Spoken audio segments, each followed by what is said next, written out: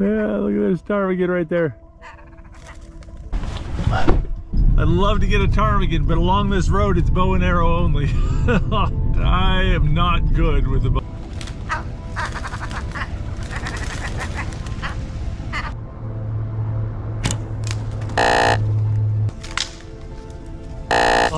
Oh, that was close. All right, let's see if I can find my arrow. Found it. The arrows I'm using have a blunt tip on them. This is a 35-pound bow, and if I was using sharp points, it would just go straight through.